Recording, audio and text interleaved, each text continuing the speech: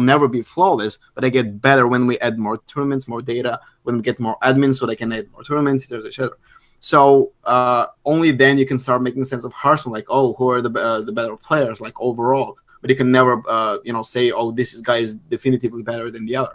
Like you can make statements in StarCraft 2 and CS:GO. So when it comes to storytelling of matches, like you're extremely limited because these two guys will play, let's say, 5 games, which is extremely small amounts of data. So you cannot truly say, oh, this guy would have won, over the other guy if they played 150 games, right? Because this is never going to happen in an actual tournament. So you have to be limited.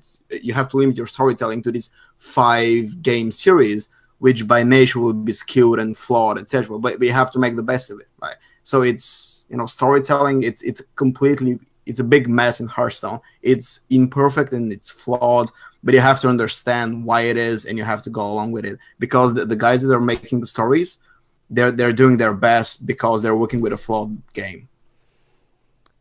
So right. Go ahead, Noxious. Sorry, I didn't win. No, I mean, I don't have much to add. It's just it's always the same problem when it comes to variance and whatnot. Like when you look even at a poker tournament, I think the advantage that poker has over Hearthstone is I can fold the hand and just go to the next one. So like the amount of times that you can just turn down a decision that's bad for you in poker is like about 100,000 times bigger than in Hearthstone. Like I can't just choose to surrender this starting hand and start a new game again. Like there's no such thing in Hearthstone. I have to play it out. It'll take 15 minutes. I want to throw a hand in poker. It can be rather quick, especially if it's online. So like just on that basis alone, the storytelling of Hearthstone is super skewed towards just having that luck kind of pop out even more. And that's really difficult to convey. And like I'm not accusing anyone of badly portraying the RNG that happens and whatnot. It's just the fact that I think we should emphasize more, maybe have more 1v1s, best of 50s over a few days between players. I don't know if people would be up for that, but that would be a cool kind of format to have. Is like this kind of league where you have 2 players who play a ton of best of 5s against one another, and that gives you like enough data to make the call at the end of the day, as opposed to having like, let's do like a best of 7 here with a losers bracket where they claim back up. Like I don't know what we have to change to the whole tournament system to make it seem less about the immediate top decked rock bottom weapon on Doomhammer and more about how well the player played an entire series of matches. What do you think about it, Yagut? I feel like we've been talking over you a lot. What do you think about like the people's perception of Hearthstone being very random on a competitive level? Like issues, man. Yeah, he's got some serious Discord issues. Hold on, let me get him to. I should be using curse, man. Curse voice, the dream. To the left of Reynad there on his window. We'll get to you when you figure it out, man. Yeah, we'll get to it. My main issue, I guess, is going back to this, like the Goosey Gamers thing, right? When Hearthstone first started, there was a massive skill gap between the people that knew how to play the game and the people that didn't. And then a lot of things came since then, including Conquest, including just hundreds of other players that hit that low skill ceiling of competitive Hearthstone play. And it's actually a pretty high skill ceiling, but it's nowhere near the skill ceiling of like Smash Melee or Counter-Strike or StarCraft. It's just easier to get to a pro level of play in Hearthstone compared to other games, like by a big margin. Mm-hmm. So anyway, there's basically more players that can compete at that level. So there isn't this massive gap between players like Ties and Kalento and everyone else. So as that started to happen, basically in the early days of Hearthstone, because the better players won more often, you could build this narrative where like, okay, if a player lost a tournament, it's not necessarily just randomness. Maybe he usually picked bad decks or whatever. So the writing about Hearthstone in the early days was basically like when there was an upset, it was a big deal. Like the player usually was better, or like for that tournament was better. It's just that as Hearthstone started to shift away from that, and it became kind of, the results became more random basically because there were more people that were competitive at that level. Publications, and not just Gosu Gamers, but a lot of publications and people talking about the game, they would basically start to discredit the pros that had been at the game up till that point, and They start criticizing the invite system, which again isn't perfect, but they start criticizing it and feel like they speak as though there are these incredible world-class players that are just completely untapped and just can't get this breakout performance because they can't get invited. And I mean, in some cases that's accurate because there are a lot of players that play at that level, but it's also like there are no players that are just astronomically better than the existing pros we have that are just being kept down. That's just not the right narrative. So it's frustrating when you see shit like trying to think of like some specific articles, but like the team rankings thing, right? It's like, Right. Oh wow, yeah. you know what I mean? Yeah. Like, how can you? That's just like frustrating to read as an owner for so many reasons. Not the least of which is that most teams don't even practice together. Every individual player has their own group of friends that they practice with, so it's Right. So like for yeah, I think maybe the issue here is, I mean, I'm going to bring up poker again, and of course poker's a little different because it's not 1v1 necessarily until the very end.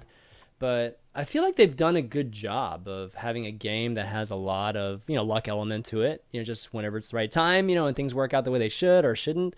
It happens all the time in poker. And, Noxious, you brought up a good point that there's a lot of hands potentially. Like, I think in Hearthstone, whenever something bad happens to you, it's really bad. Like, it usually impacts the match in a much bigger way than, say, poker, like on your very last hand, like you're going all in or something like that. But I think the narrative for poker has always been really good. Like the commentators, in general, they have a structure where it's, your greatness in poker is measured upon bracelets. So like this individual event, it's not like upsets, like who gets upset, like if Phil Ivey doesn't make it to the end or whoever, it's not an upset. It's just kind of part of the game. They accept that. And I feel like with Hearthstone, we should go more in that direction from the structure standpoint, like competitive structure, as well as even from a narrative, structure standpoint from journalists and casters and everything. It's just like, just be happy about like what's going on right now. Like, don't talk about like, like somebody upsetting another person. Just talk about what good fortune it is for this dude, and if he wins a tournament, then, awesome. And just see what happens for him, type of thing. Kind of like what you did with Tice, Nigel. You talked about just his successes, this is a series of successes. Instead of like, oh, so-and-so upset Reynad at a, an event. That's not necessary. And it doesn't make sense because I don't see it as a negative storytelling, basically, right? I see it more as a positive storytelling. Like, obviously, the guy who got upset, who got beaten by no-name will feel shitty because he just lost to nobody. But, in other games, like an upsets are a major part of storytelling, right? When some low-level team or low... And it doesn't the make problem sense isn't in the game. The problem isn't that you're saying, hey, this guy beat this guy. That's just reporting what happened, which is good. You should do that. Yeah. Sure, the problem is like you report that result and you're like, this is why this guy doesn't deserve to be invited to shit. This is why we need like. Do we do? Like, I don't remember writing. I can't. No. I'm not saying your article specifically say that. But I'm saying like the overall narrative is like, this is why we need more open tournaments, so guys like this win more. And it's like, I mean, it does. I don't know. I do agree we need more open tournaments. We need like a. Yeah. It needs to be more of like an overall like structure shift, and I am actively building something to fix it, but it's like, I don't know. I guess like the narrative should be more like Chris described. I actually like that a lot. Yeah, just like kind of the WSOP it's a historical thing, and you mentioned Gosu rankings too, Nidra. Like, you guys need something to point at, saying like this guy's having the best season out of everybody.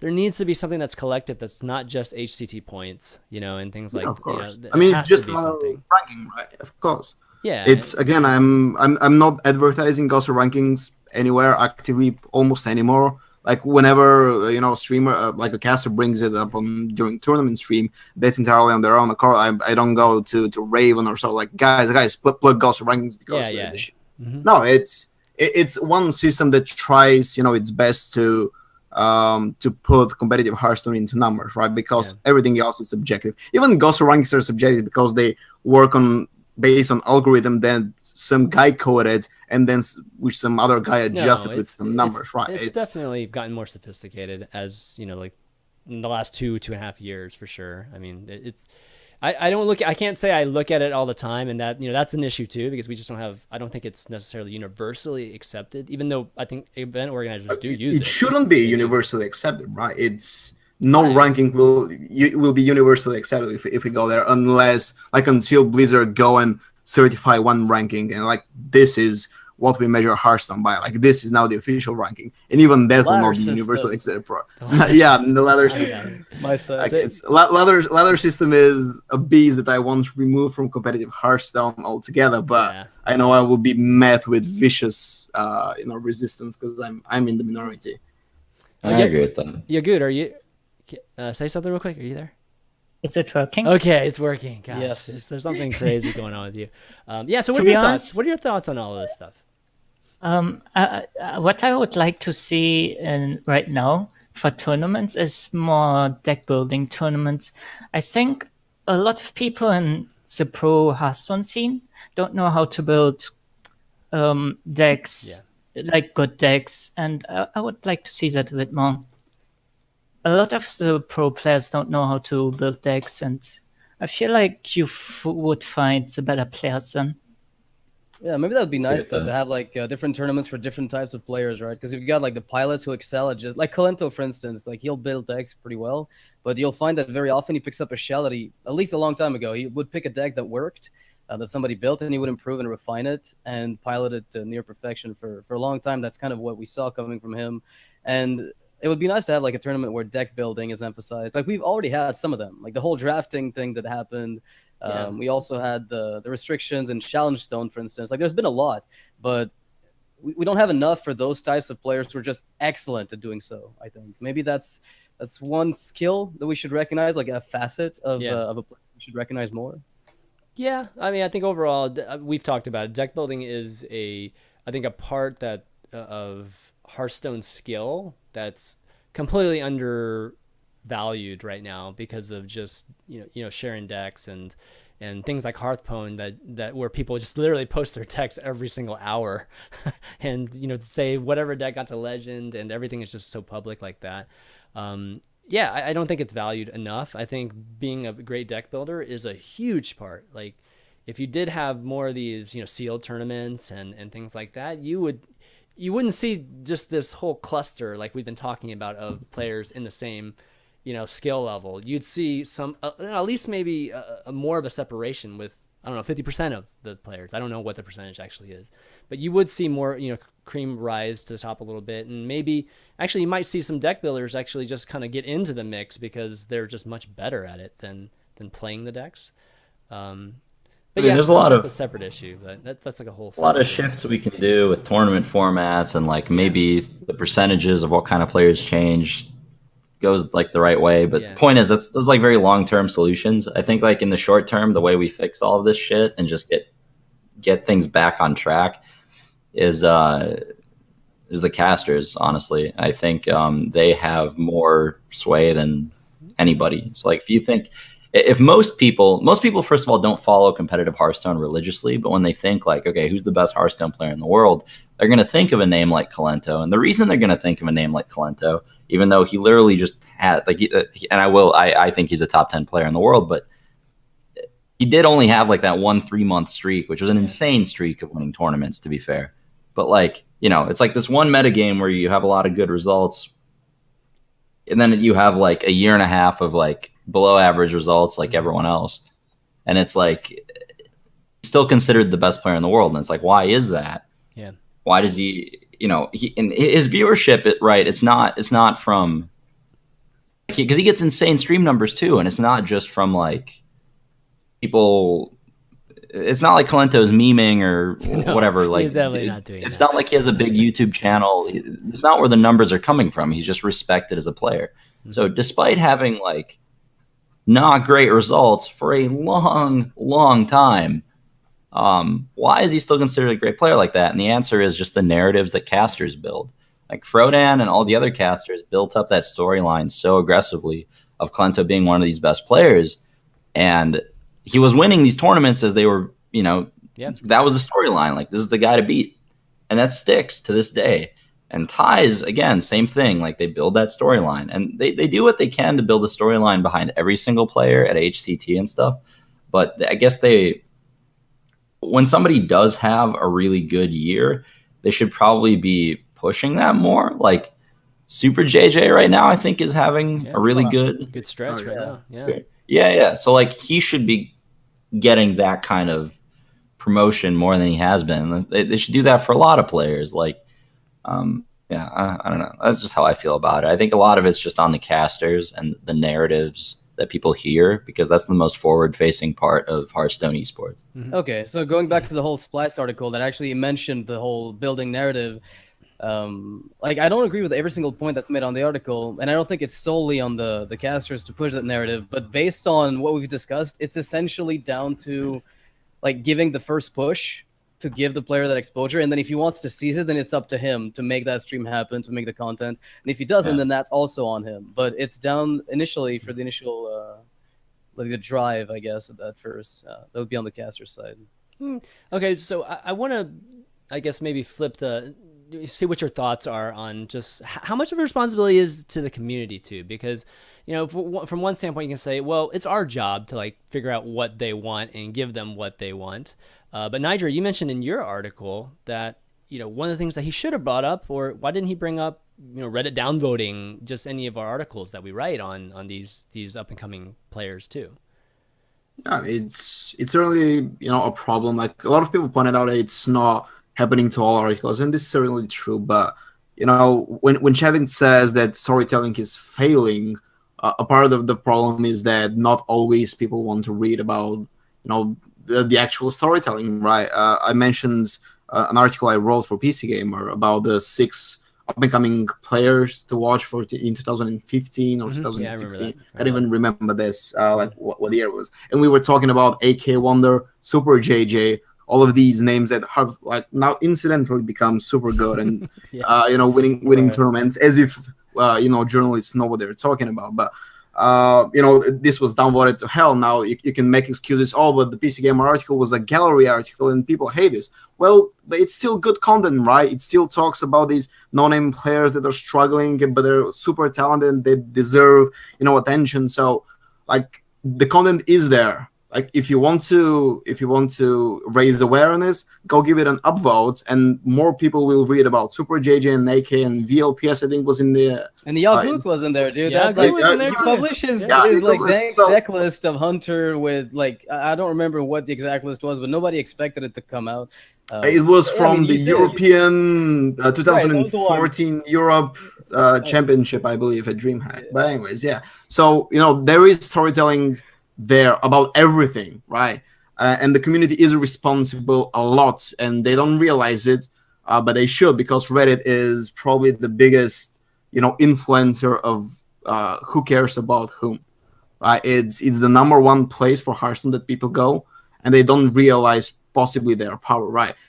It's almost ironic, because every time they chase somebody out of the scene, they give themselves a pat on the back, like, yeah guys, we destroyed another career. Like, yep, we have influence, but help a budding career. Now fuck that. Like, it's way more fun. That's a good point. Destroying people, right? So, and it's like I don't mean to shit on Reddit, because not everybody on Reddit is a piece of shit, obviously, and there are a lot of quality people that are just sitting there and reading and upvoting what they like, and they don't go and witch hunt people out of the scene. But there are certainly a lot of people who do that, and unfortunately they kind of have a big of influence. But you're insinuating those people downvote your articles. No, I'm not insinuating anything. I'm just making observations. Now, I don't care who downvotes my article, right? I'm not paid by clicks. I'm not paid by words or anything like this, right? I don't care who reads my articles. That's the truth. Like, obviously, it's good if they read it, if more people read it, but it doesn't really make or break my day, right? So, but when you talk about helping people make expand their profile and expand their exposure, Reddit and the entire community can give a huge helping hand. Like, go talk about this guy if you find him awesome. Like, if you like VLPS, what he played in China versus NA, for example, like a year ago, go tell people like this guy is awesome because this and that. Like make a self-post. You don't really have to be a journalist to promote somebody. True. Like everybody has a keyboard. self-post. Or self-post. Like everybody has a keyboard and internet. So go do that. Tell other people how this guy is awesome, because we are not omniscient or omnipotent. We cannot write about every single player that's good. Like I don't watch streams at all, if you want to believe it. So I don't know who plays awesome stuff on their private Twitch channel. So I only care about competitive Hearthstone, and so I'm limited in this way. Everybody has the power to promote somebody. It's cheap. It's actually free, if you want to believe it. So go, put your influence that you have as being a Redditor to good use for once, right? So, of course, like. So be positive, basically, about stuff instead of just looking for stuff to downvote. Yeah. I mean, I know it's fun to downvote something because you're helping kill something, and killing something is so much more fun, right? This is what everything is based on in gaming, right? Let's destroy something, but sometimes promoting good stuff can actually benefit somebody. Yeah, agreed. And again, if you keep keeping things like that down, then we just see less of it, right? Like you say that you don't care about people who like read your articles, Niger, but that's not true. You care about that a lot of people read your articles. Come on. We all do. As content makers, we all care if people like watch our stuff. What I mean is that my day is not made or broken based on who reads my article, right? I still get my salary, and I still will write more articles. I'm not saying go vote stuff because this will bring me a salary increase. Or something. Let's move on to the next fucking thing. It's been for an hour and a half. I need to. Yeah, exactly. All right, buddy. Well, thanks for joining us on the show, and it was definitely a good discussion. Before I go, I just want to say shout out to Toast the Badger, who actually helped me co-write the article. Like a lot of the stuff in there is hers. And I think shout out should go to Shevik because he's the one who started the whole debate. Even though I do not agree with anything he wrote, except like one or two things, like small things that he didn't really expand on.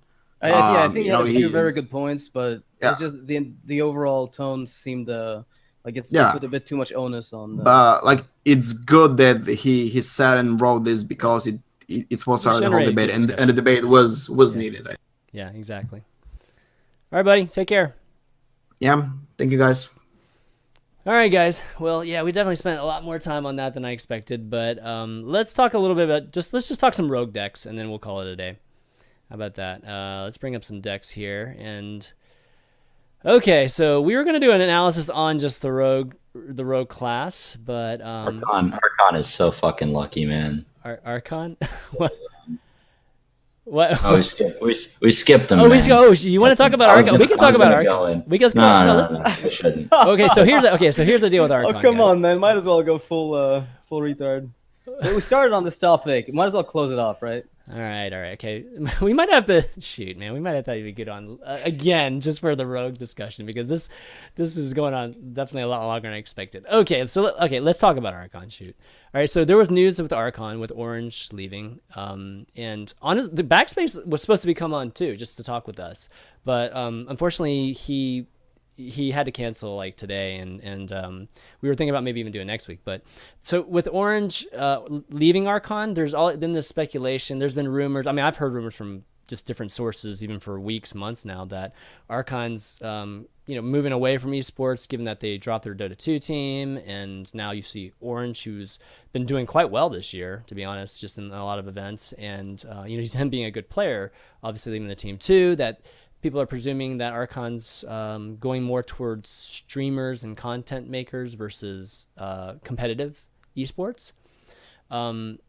So I can tell you just with the discussion with Backspace, he says that's not true. They're keeping their Hearthstone esport. Yeah, they're keeping their esports or Hearthstone team. They're just consolidating down to that.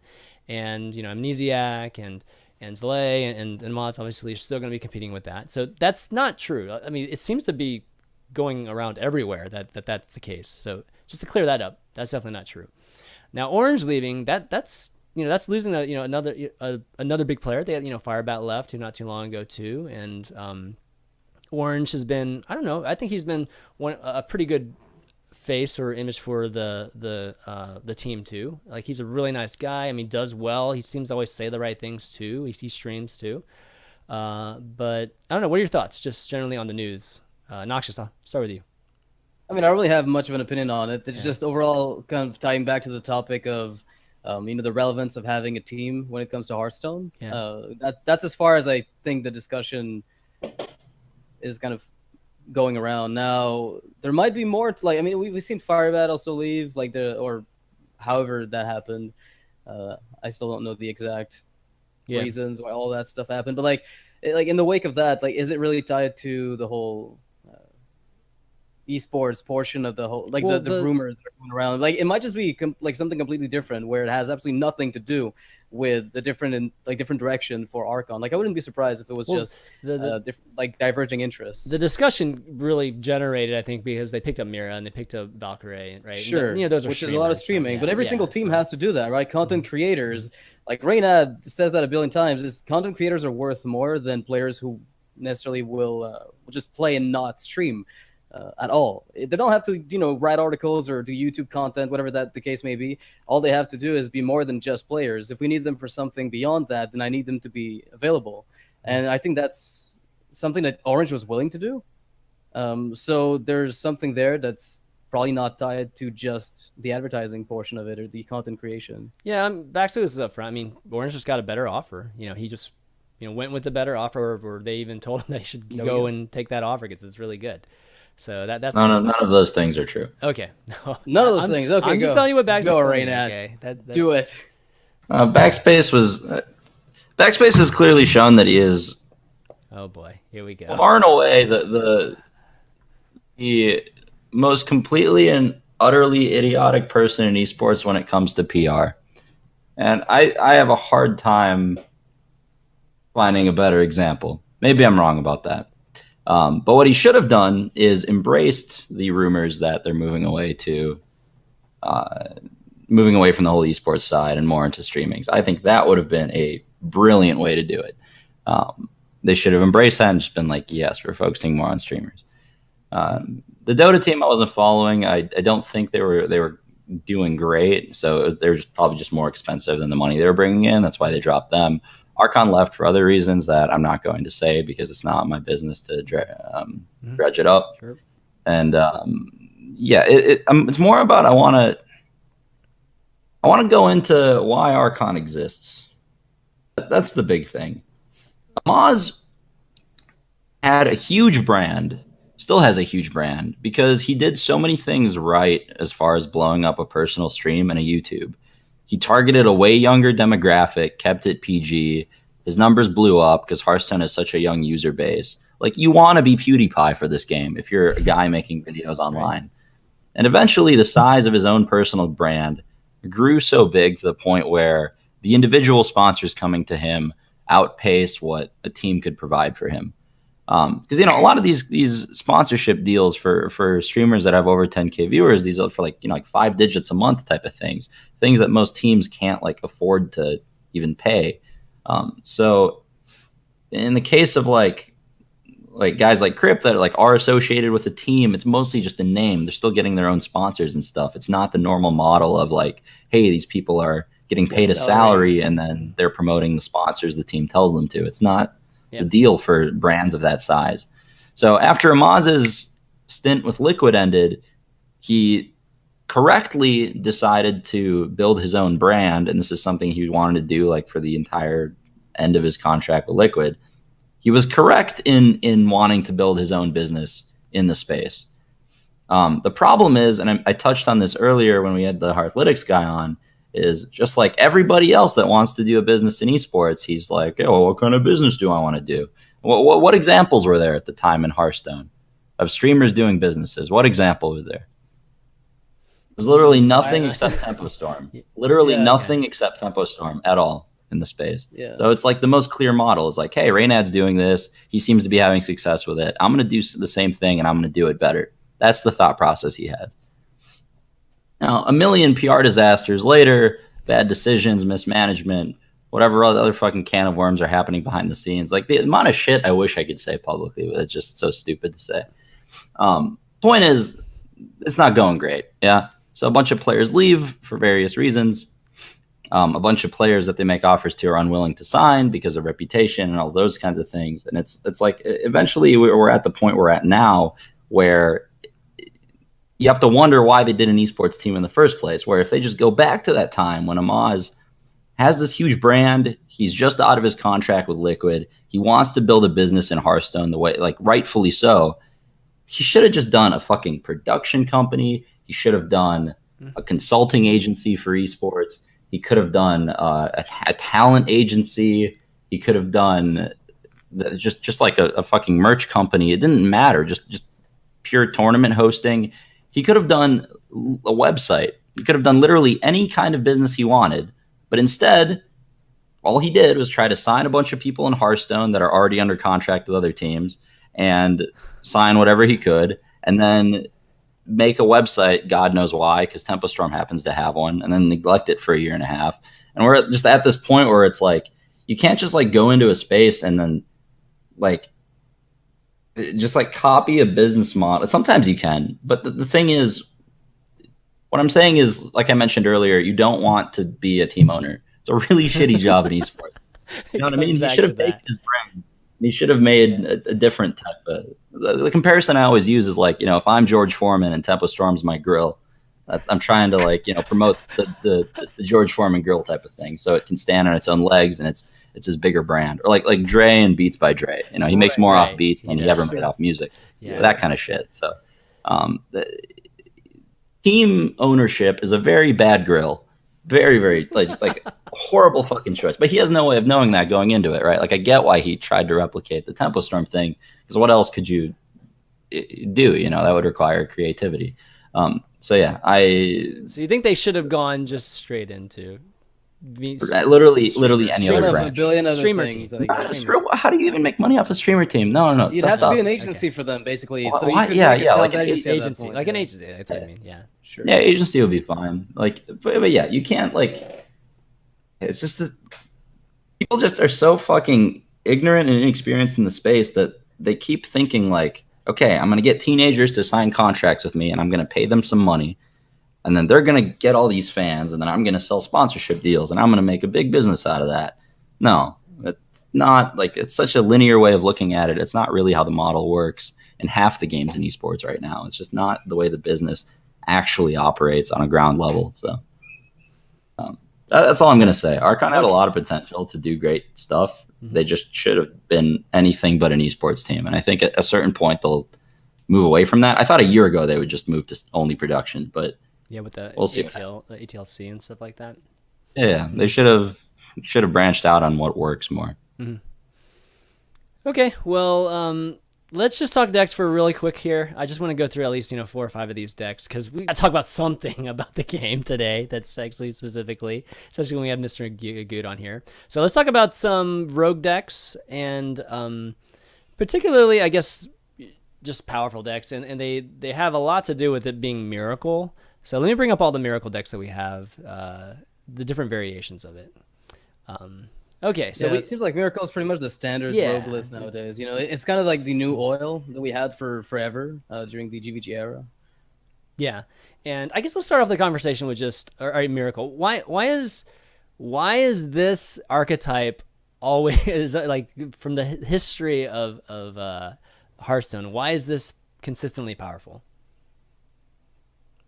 Yagut. Well, actually, yeah, Yagut. Why don't you start? No way, he's muted again. Oh, come on, man. What's wrong with Mike? I don't. Yeah, exactly. Is it Discord? How are we fixing it? Yeah, I've been having him reconnect the whole time. Noxious, why don't you start then? Well, they have cheap spells and they've got Garrison Auctioneer. So, I mean, it's kind of boring to put it like that, but as long as all those cards are in basic set, like Prep, Backstab, Deadly, Eviscerate, Deadly Poison isn't even necessary. With Blade Flurry gone, you don't even want to play it nowadays. Conceal, Cold Blood, like Shadow Step. Cheap spells, Garrison Auctioneer, card draw, and removal is pretty much all you need. Okay, yeah. Okay, can you hear me? Yep, can hear you now. Yeah, it's basically that you can get a lot of tempo out of Rogue, like with the backs preparation. Mm-hmm. You can make a big advent nowadays and they cannot deal with it. get into card advantage really fast with gadgets and Azure Drake. Yeah. So a combination of those two things. Just Yeah, Right. and you also have a lot of burst with Maligos or Leroy. okay. Yeah, why don't we talk about the first deck that's here to the left? This is like your most standard Miracle build. It's got the Cold Blood, it's got the Leroy for the combo at the end.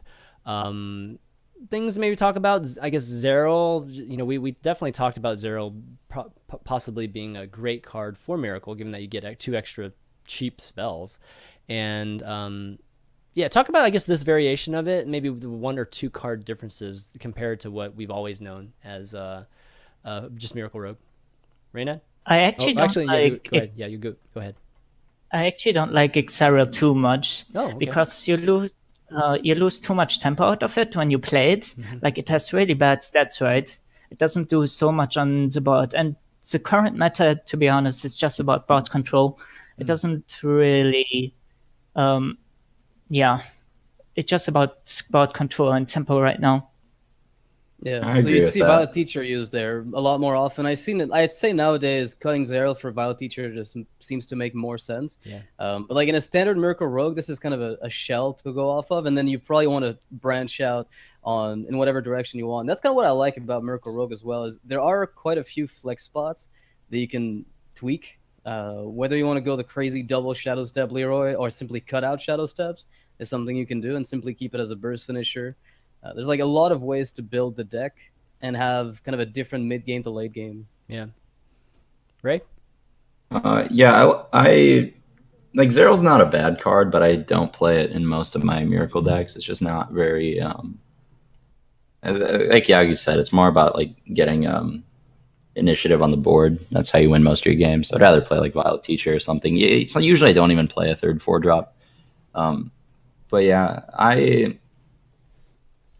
I like Miracle. I don't know. It's such a powerful deck. Like, it's so weak to Doomhammer, but it's so good against every like control strategy, and it has a lot of play to it. Once you know how to mulligan, you just feel like you have more control over your games than you do when you play other decks. It's definitely very fun to play. It has comeback mechanics. It has broken draws. It just does a lot of degenerate, uninteractive stuff. So, some things about the list that I don't understand. Everyone does it, but I don't know why. Everyone plays Leroy, for example. I guess you just want more burst to end the game after you draw a bunch of cards, but I'm not like the biggest fan. I guess it's good in the mirror. I don't know. I like things like Assassin's Blade a lot of the time. Okay. But again, I'm not the rogue expert here. Yeah, you could tell me more about like why Leroy's played. I feel like Assassin's Blade wouldn't make so much sense with Blade Free gone, and you would be forced to run 2 Deadly Poisons as well. And I feel like a lot of people right now in this meta are running Harrison. Like, there are a lot of warriors, a lot of shamans that even run Harrison. I wouldn't put Assassin's Blade in. Leroy is kind of nice to get more burst damage in. So 6 damage is sometimes crucial. So if the metagame is more about board control, why? Again, I'm not arguing or anything. I'm just curious. If the metagame is more about board control, why aren't more people playing like double Violet Teacher or something like that, or like a good 3 drop? With gadgets with this kind of gadgets in deck, you don't want to have too many minions. If you put too many minions in, you will mostly not have a good gadgets in turn. That's why you don't play like double Violet Teacher. That makes sense. Okay. And then all these lists play exactly 1 Deadly Poison. It's really good against like Tempo Warrior, but is it just kind of like a filler card so you have another 1 mana spell?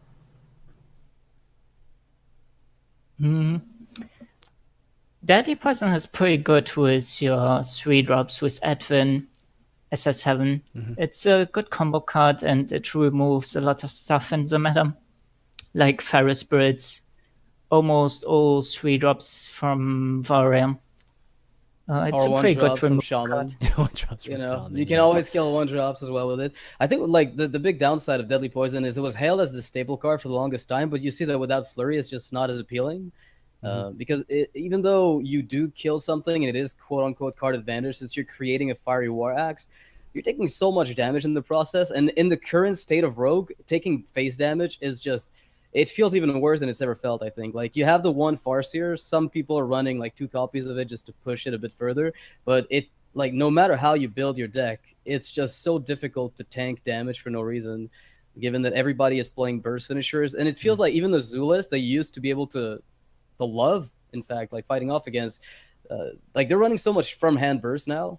It's so, and you can't stop it. Like, it's a race. I don't know. I'm not Okay. like, the other poison just feels like eventually a card that may phase out if rogues find alternatives. Well, why don't we compare, like, at least the first two, because Sure. you know, they are generally miracle. They're general miracle builds. It's not like the dragon one. That's the third one, but they have different finishes. One's Malagus, and then one's just the Leroy that we've been talking about. Which one do you prefer, Yagut? Which one do you think is just generally more powerful? I guess it really comes down to the meta. The second deck, the Malygos deck, has less dead cards. Like, it doesn't run like Cold Blood, Conceal, Leroy. You have like cards that almost always do something for the board. So I like the second list a bit better. It has a little bit less burst. Like, it doesn't have so much burst, but It's pretty seems close. a It lot- sounds like it's pretty close. yeah, It it's seems a very lot worse close. in the mirror. To 'cause be there's honest, I nothing like to- the third deck Oh, a really? bit more that I made like 2 days ago. Yeah, the Dragon So Rogue Dragon- is more defensive, right? You probably have like third more one. defensive potential compared to some of the other Miracle Rogue lists. So Ray, Yeah, there's- you made a Yeah, comment about exactly. mirror matchup. You made a comment about mirror matchups. Well, I guess what are the key elements for being good in the mirror? I just conceal, I think. Yeah. Conceal Cold Blood's like very, very strong in the mirror. Mm-hmm. That'll usually win you your games. And just more burst is generally favorable too. Okay. Yeah, the mirror is interesting. Like, without Blade Flurry, the fact that you can just overextend if you ever get the chance to. Most of the time, you have 0 to 1 creatures, and you just spend the first turns playing stuff, killing stuff, playing stuff, killing stuff, and then eventually somebody conceals gadgets in and just ends the game. Right. But without conceal gadgets in, you don't have that like turn 6 win condition. So, Okay. you know, I would say the matchup's probably worse. The one thing I do want to point out here, though, like, are all 3 of these your decks, Yagut? No. Not the first one. I think the Like, second two the are first yours, one, Okay, The the f- thing. Sorry, yeah. the first one is like something normal, right? It was always there since the beginning. Mm-hmm. Yeah. And the second one was almost always there as well, but I think it's Chess Dude's deck, if I'm not Okay. wrong. Dude. Okay. Okay. So for me, the thing that stands out here in all of these decks is that they all play double Shiv, which is not a card that I would consider like a core 2 of, but here it is, a 2 of in every single one of these lists. So that's super interesting, actually. Just makes it so you have your important stuff on time more often, I guess. Or what do you think the reason is?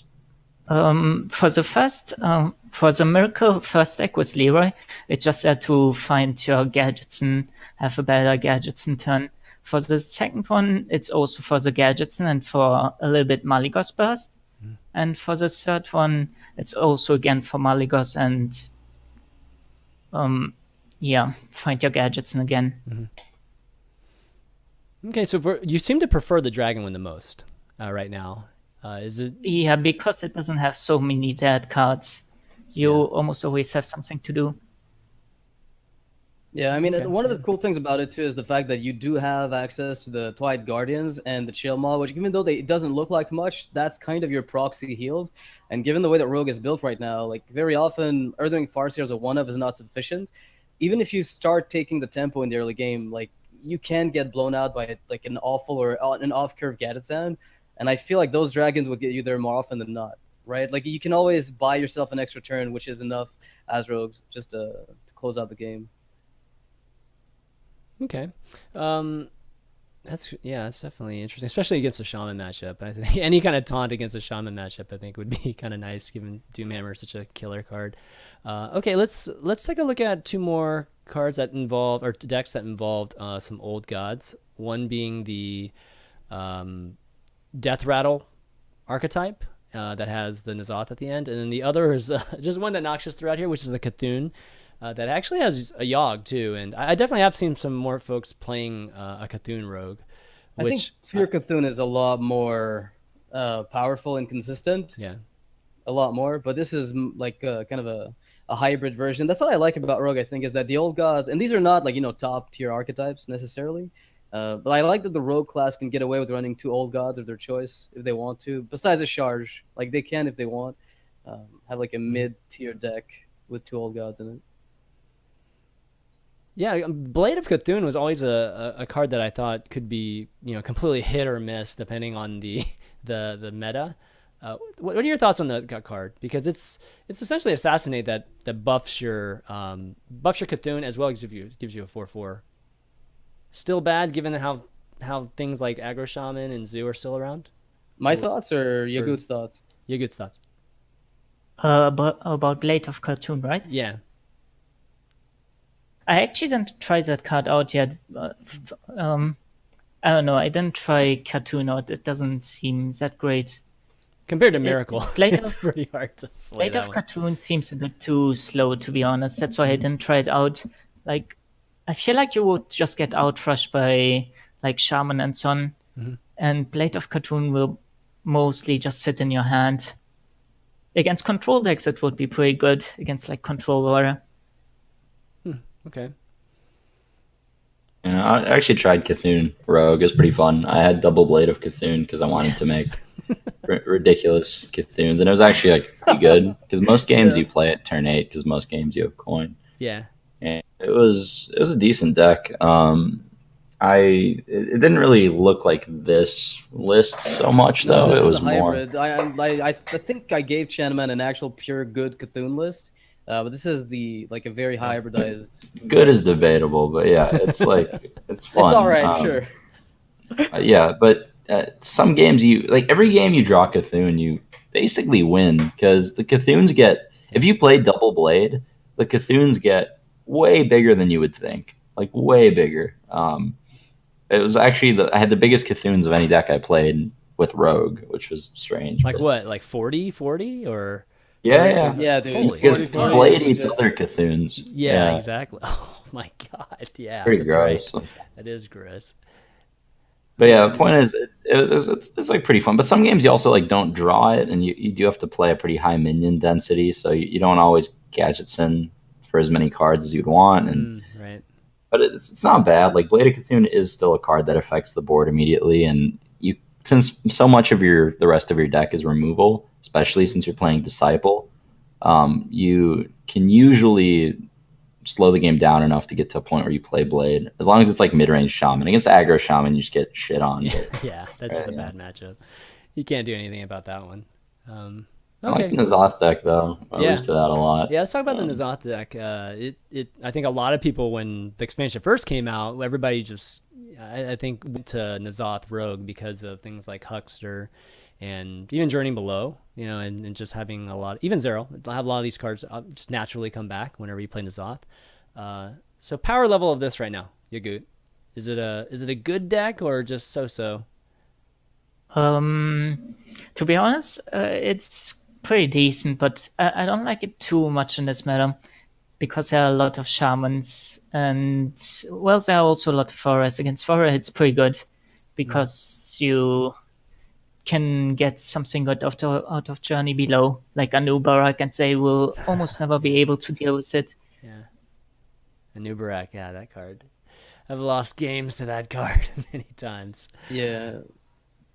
So kind of the upside of Journey Below, though, is that you can tailor what you get to the meta, to the matchup, and it's especially good now against Control since Anubarak is a rogue card. You wouldn't put Anubarak in your deck, but if I could tell you that you can put that other card that is versatile and could give you that auto win against Control, auto win.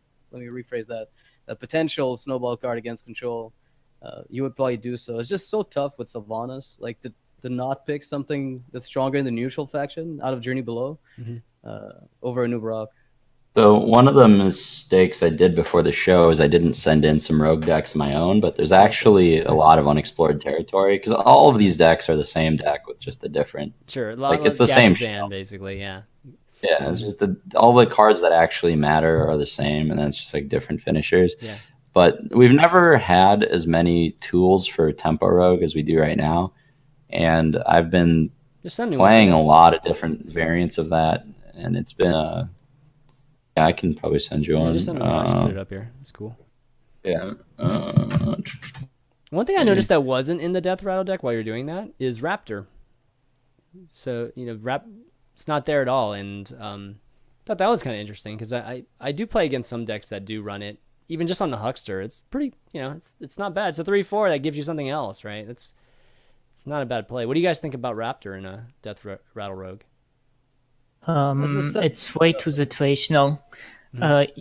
Like, it will mostly just sit in your hand, and it's kind of hard to use. And it also doesn't work with Sensons, so I don't like that as well. Okay. That's Posted them in the general server. Okay. Grab it. But yeah, this is just like stage 1. I haven't even fully refined the tempo versions yet, but there's a lot to be done with them, I feel like, and we've just never had this many tools because there's so many cards that are great in Rogue right now that just aren't being thought of. Like Lowly Squire is an incredible 1-drop for Rogue. There's Silithid Swarmer, which is an incredible 3-drop. There's just a lot you can still do with Rogue. And personally, I think Assassin's Blade is an incredible card. I like it a lot. There's a lot of Harrison and like some blowout value, but in this kind of deck, like if they play Harrison, they die. Right. So it's usually not the biggest deal. Okay, so I have the deck up here, just at least in our a little web viewer here. Yeah. But the point is, you can do a lot with the deck that isn't being done right now, and there's just some completely different shells that don't involve Gadgetson that I think have a lot of potential. Okay, let me take a look at this one. All right, what do you guys think? What do Yagut, what do you think of this? This is obviously pirate style. This particular one. And, Yeah, it's like well, not all pirate, but there's some pirates in the beginning of it, and it's very aggressive. the reason why I don't like this deck too much is because there are a lot of creatures with 1 health, and the 1 health creatures are pretty easy to remove in this meta. I feel like you will almost always have a worse stat than Shaman. Against Warrior, it will die to like Ghoul, Whirlwind, and Sun. So that's why I don't like this kind of rogue too much. You will just always have a worse start than most of the decks right now. Okay. Noxious, what do you think? Oh, it's interesting because like I look at the list and it's like on the more aggressive side of what I tried. Like at DreamHack Austin, when I was with Lothar, I gave him a rogue deck list to play while we were casting between games, and it was basically a tempo/aggro rogue, but it ran a lot less of the 1-drops. And I'd like to try out that version because I'm curious to know if going more aggressive is more appropriate. Like I gave you the list that I was piloting, and interestingly enough, I find that the whole Gadgesan less playstyle works pretty damned well in Rogue right now. Like I'm surprised again, like Reynad mentioned, that we haven't seen more of them come out, since it's very reminiscent of the old school tempo without the reliance on stuff like Black Knight. You have to be more aggressive because you really don't have the ability to like they'll drag out a game, like let it just go on forever. But where's the good middle ground between aggression and like mid-range creatures is what I wonder. What's the average length of this game, Ray, when you play this deck? 6 turns. 6 turns. I got to turn 4 kill on stream. Oh my god! I believe it. Yeah, well, this isn't really tempo. This is just as aggressive as you can make it, and this is just like Yagut said. This is usually just a strictly worse version of Shaman. The difference is you get a better hero power and backstab. You actually never lose early game board in any matchup, including Zoo, because your hero power is the best early game hero power in the game. Backstab cheats in like creature on creature matchups. It just flips a board on its own, and like Lowly Squire beats everything in a fight. So it's actually much better than it looks for fighting for board control. But the reason it's weak is like Assassin's Blade's just a weaker card than Doomhammer. Lowly Squire is just a weaker card than Tunnel Trog. Defias is just a weaker card than Totem Golem. So there's there's some benefits in that people mulligan the wrong way against you, but if you're a streamer, those benefits go away. So yeah, it's potential though. I think there's a version where you like slow it down. There's just so many tools for tempo rogue right now. Like there's bladed cultist, which There's too many, man. Like I don't tough think it's that good of a card, but there's something there with that kind of archetype. Like there has to be a version of it. Pretty close. Yeah. Maybe 1 card or 2 cards missing. And just like there were all the tools for Token Druid, and it took a while for like an actual competitive list of that to be discovered. Yeah. I think there's just too many tools for Tempo Rogue for us not to, like, at some point someone's gonna hit rank 1 with like Tempo Rogue randomly, and then 2 weeks later it won't matter, but still it'll be a glorious week. Shaman, but for that week. Yeah, exactly. Okay, let's take a look at this Cthulhu Rogue here that you have. Let me bring it up real quick. Yeah, I don't know. That's just the one I was playing. I think I was just playing Conceal because I felt like it's one of the strongest things Rogue can do right now, but this deck doesn't need to play Conceal. It might be wrong to play it. I actually like Yagut's idea of just playing Shiv. I think it's probably better. Okay. Yeah, this is pretty much, this is more straight up. This is probably closer to what you sent me to, Noxious. I don't know about that. I don't think it's it's quite different, but the general idea is definitely there.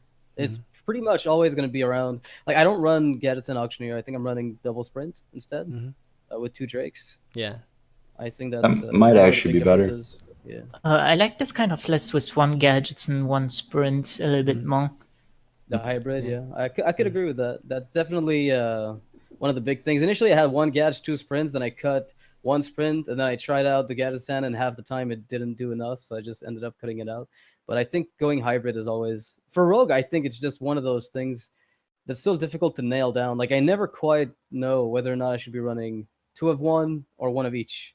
Like in what deck does that? Like for instance, Yagut, like why would you run 1 sprint 1 gadget over 2 gadget sands or 2 sprints? Like what's the big difference? Because you will not always be able to draw a lot of cards with gadgets, and that's why you would much rather have 1 gadget and sprint to get more cards basically out of the sprint. So because you have too many minions in your deck, the quality of your gadget sand just goes down. Yeah, exactly. I guess. Yeah. Okay, that makes sense. So why not 2 sprint? What times is Gadgeson better than sprint? That's the question, right? That's like a in good this deck, question. I went 2 sprints, and that's my big problem is why would I put Gadge in the list? That's a good point. 2 sprints. I don't think that's so great because like sometimes you don't have a turn 6 then if you run 2 sprints. Okay, so you just Oh, want to play okay. Gadgeson on curve. Right. So that's what it sounds like. Or at least that, Sure, yeah. or guarantee of Maybe like 2 big sprints jump. and Emperor is what's best. Yeah, I'm running Emperor 2 sprints is what I'm running now. Okay. And sometimes you can also draw more than 4 cards out of gadgets, and sometimes you just draw almost your whole deck out of it in the late game. What do you guys think 4 of? cards. What do you guys think of Bran? Just I guess in these kind of Cthulhu decks and. I have him twice in mine. I mean, it just Oh. seems like What about? I would put 3 of them. Yeah. Okay. I think Thistle Tea is best. Oh, Thistlety? Oh wow. Okay. Interesting. It's kind of in this a little bit in the sprint bucket there, right? I think that's actually I correct. kind of like that actually. Yeah, That's I think not a bad Thistletea's idea. kinda In this cool. deck, Yeah. you'll never find something you totally hate. I think for the most part. I feel like Tissilty is a bit too inconsistent because sometimes you will get something useless, like I don't know, like backstab prep, Yeah, Prep's probably the maybe worst, fan right? of ice. Okay. Like I feel like it would be too inconsistent. Yeah, I guess Sometimes so. I don't know. I'd What would be happy you with really one want of to them. get? I would guess try. 3 cartoons.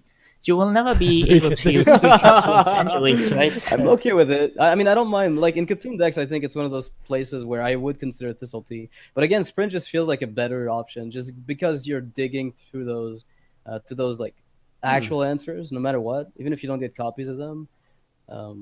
I don't know. There's not that many Turn cards you 6, don't want we need to in this find- deck. We need to start I playing mean, Kidnapper is what we need to do, basically. So. Kidnapper. Oh my gosh. But yeah, there's a lot of cool stuff you can do with Yeah, Rogue. exactly. I encourage people to try some tempo lists. Tempo, yes. Yeah. I think that's might be the future of like That's a what you they're know a new trying tier to 3, get us. They're trying to a get us new to play tier that. 3 deck. Yeah. Near tier 3? Not even Yeah, it tier wouldn't 1. be tier 1. Yeah, that's too bad. Of course not. Well, Alright. tier 2 or 3 is good. If Priest can't even get there, then I'll take a Tempo. Bruce can't get there then. Okay. All right, guys. Well, why don't we wrap up? That's definitely gone way over than originally intended.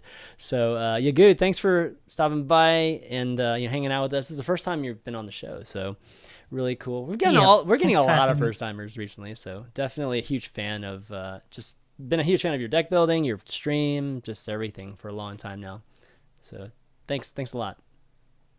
Yep, thanks for having me. Any shout outs you want to do before you take off? Shoutouts to you, I guess, Shannon. Oh, thanks. Yeah, That's the beauty really. about not having a team, guys. He doesn't have to give shout outs to anybody. Well, or nobody any does, sponsor. really. What do you Yeah. mean nobody does? Of course you should, right? I mean, like Ray. Like, Well, raise the team I owner. don't have to. What do you mean have to? I You guess get have I to. guess to. you You don't just say- have to. What kind of person would not take pride in delivering the public service of 10% savings to the populace? That's right. That's right. It's nothing to be ashamed of. All right, Noxious. God. Do shout outs? Nothing really. Just thanks for the conversation today about beyond even Hearthstone. I think it's nice sometimes to have a conversation about stuff that's going on in the scene, and it was Yeah.